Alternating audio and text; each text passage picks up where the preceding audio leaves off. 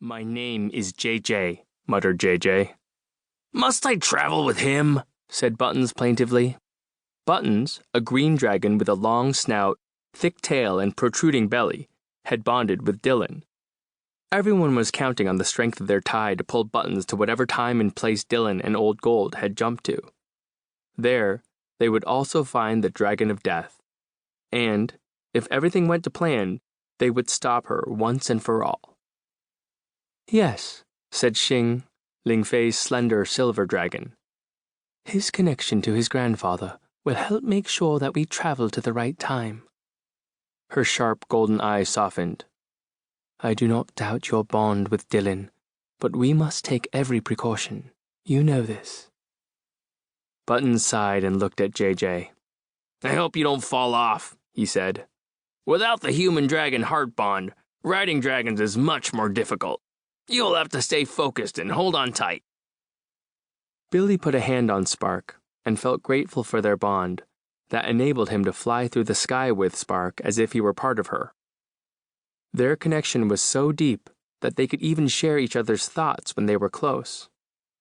A few days ago, Billy would have found the idea of getting on a dragon completely terrifying, so he could understand why JJ might hesitate. At least Buttons wasn't the scariest of the dragons. Sure, his claws were long and his teeth were sharp, but he didn't snarl like Xing or look as if he could swallow you in one gulp like Tank. And, if it had been a few days ago, Billy would have expected JJ to make some sort of sarcastic retort, the kind JJ tossed around back at camp. But now he nodded meekly. He had dark circles under his eyes, and Billy saw that his nails looked bitten and ragged. JJ tugged on the orange bodysuit the dragons had fashioned for him. "You're sure this thing will protect me?" "Better than your human clothes," said Xing. "Be grateful we were able to provide one."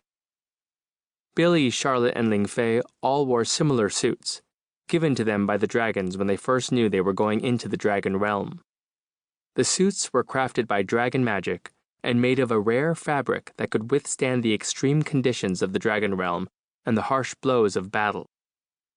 The suits had already proven to be the difference between life and death, protecting them from giant crab attacks and deadly blows from enemy knockswings.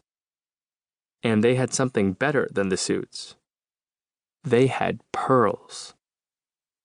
Throughout the human and dragon realms, there existed 8 magical pearls, the 8 great treasures, and with them came powers, some of which were known, and some yet to be discovered. Between them, Billy and his friends had 4. At least, Billy hoped Dylan still had his pearl. When they had received their pearls and bonded with their dragons, powers within them had been activated. Superpowers that previously Billy had thought only existed in comic books and movies. Powers that they had needed to survive in the dangerous dragon realm.